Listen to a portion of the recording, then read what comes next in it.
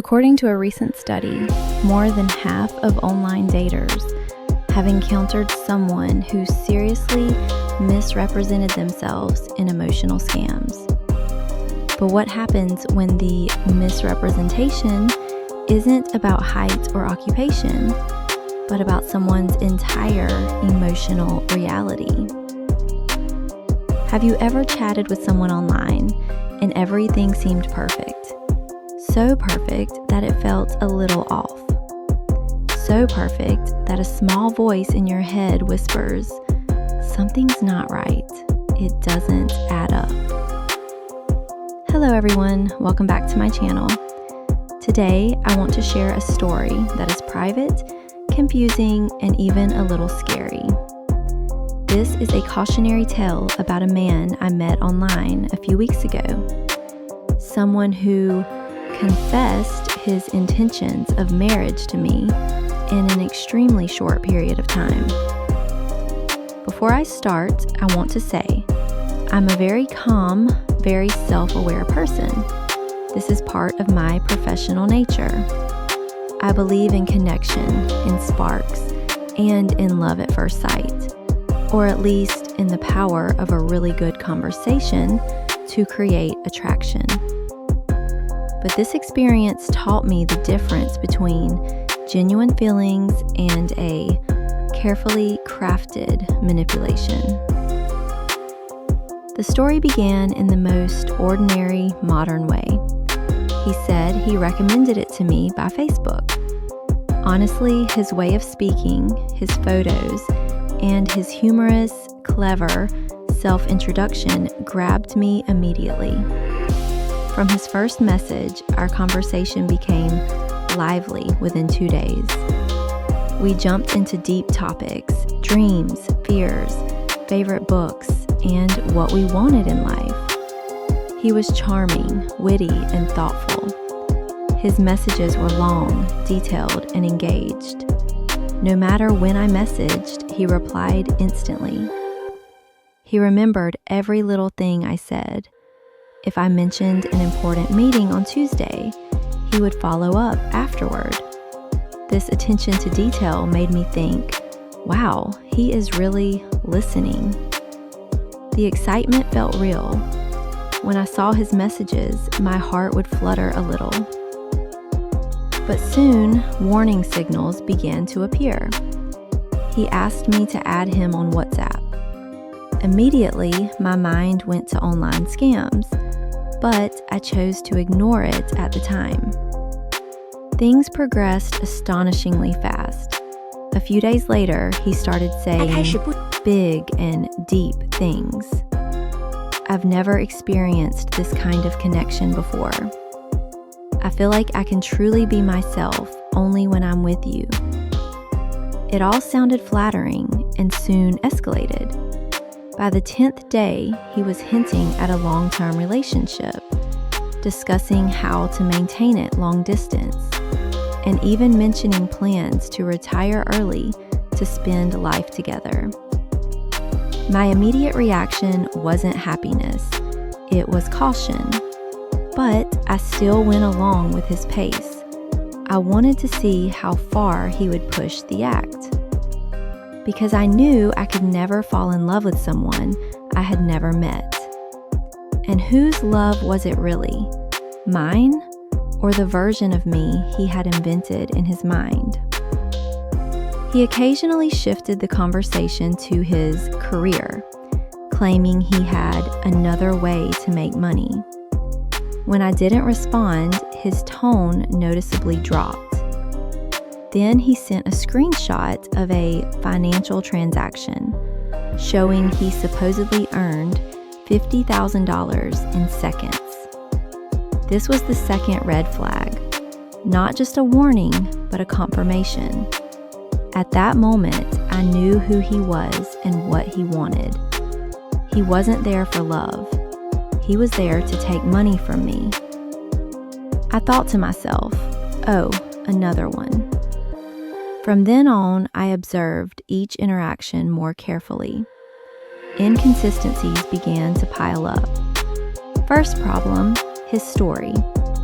He claimed to be the owner of a company with over 4,000 employees and said he was lucky to meet me, even saying we're destined. His lines seemed straight out of a romance novel, classic love bombing. The truth wasn't about me at all. It was about building his fantasy where he would eventually get the money he wanted. His compliments weren't based on reality, but on his fabrications. I suggested a video call, even though he mentioned he could meet me. He immediately started dodging, making excuses, saying it would happen soon. I realized he was an experienced scammer. I didn't push because I knew who he was. I just wanted to see how a smart con artist would perform to handle me. Here's a question. What is the real emotional aftermath of such an experience? For victims, people like me, the damage is deep.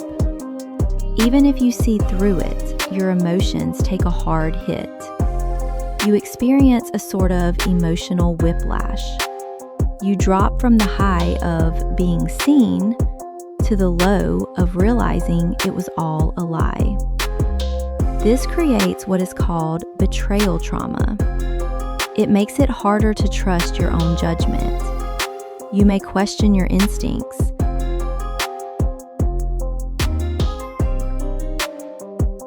Will I be more suspicious when the next sincere person comes along? You mourn the connection you thought existed. You're not missing him.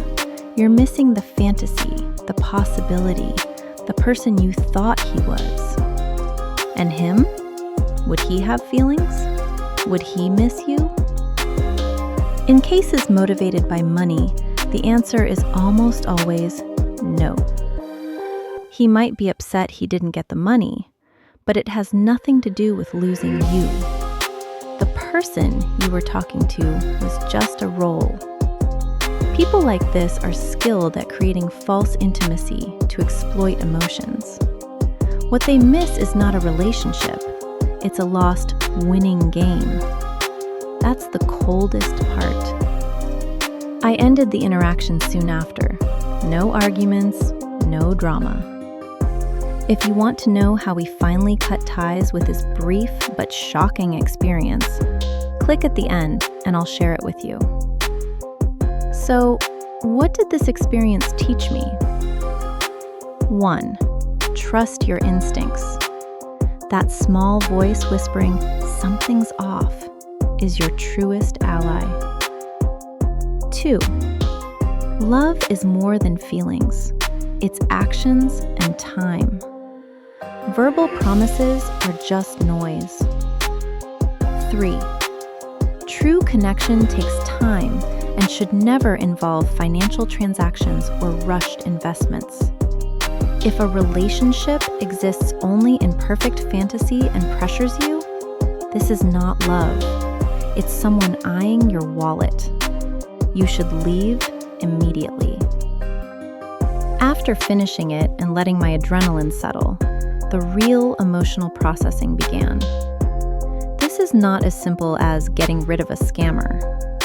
There's a psychological storm behind it, and it deserves discussion. First, the recipient of this behavior. When you're swept into a fast-moving, intense connection, it directly affects your brain. You continuously get large doses of dopamine, the pleasurable chemical. Every notification, every sweet message is a reward. Your brain starts craving the feeling of being chosen, being affirmed. So, when it all suddenly disappears, even if you cut it off, you still crash. You experience withdrawal. I realized I wasn't just missing him, I was missing the feeling, being noticed, valued, chosen. You start questioning yourself. Was I too harsh? Did I sabotage a real connection out of fear of intimacy?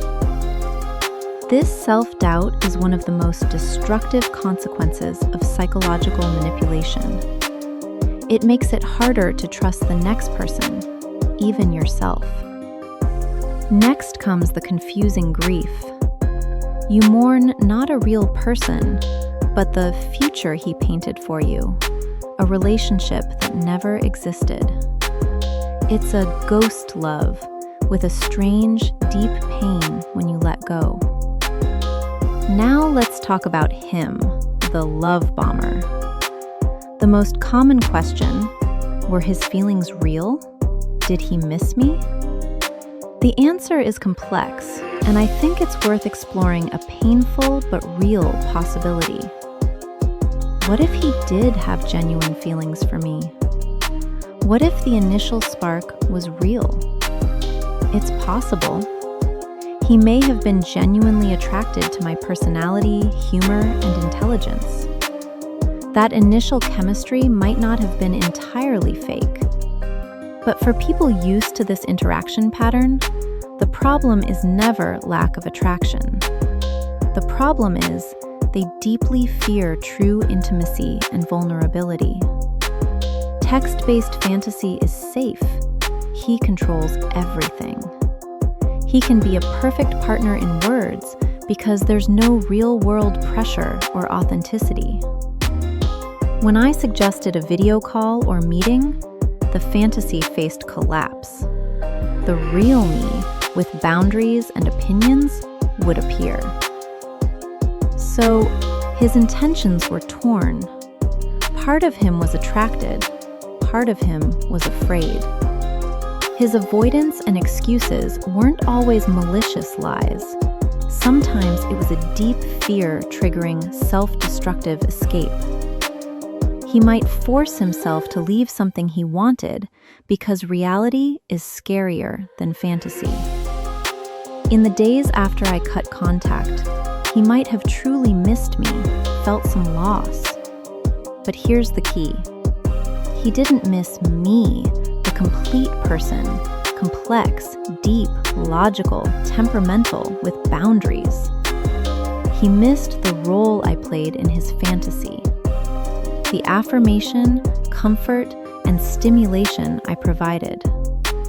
The pain was his own, not the loss of a real relationship. How do people like him deal with this emotional pain? Rarely by facing the real issue. They don't ask themselves, what am I really afraid of? Instead, they usually respond in two reflexive ways. 1. Counterattack via love bombing, trying to pull me back with exaggerated confessions or bigger promises. Not always calculated manipulation, sometimes just an urgent attempt to reclaim a source of good feelings. 2. Immediate replacement. More commonly, they move quickly to the next target. New intense chats, new fantasies, new victims bring new dopamine. The new person becomes a solution to old problems. Understanding this complexity is important, but it doesn't change one thing. You can never fix him. How do you end it? You don't need drama. You can't reason with a fantasy. I used a clear, firm, non-negotiable I to state myself. The final and most important step, I blocked him on all channels.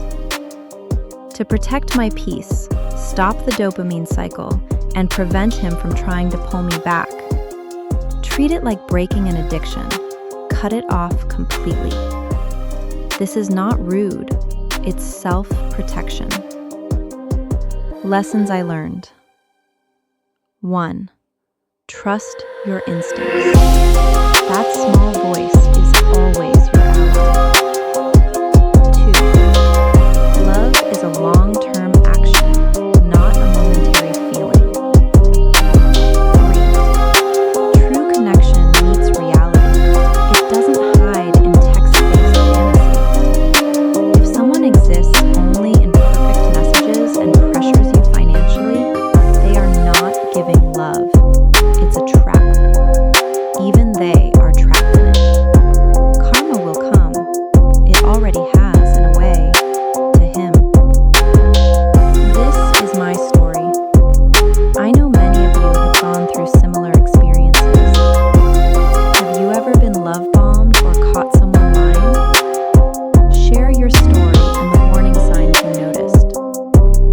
build an alert, mutually protective community.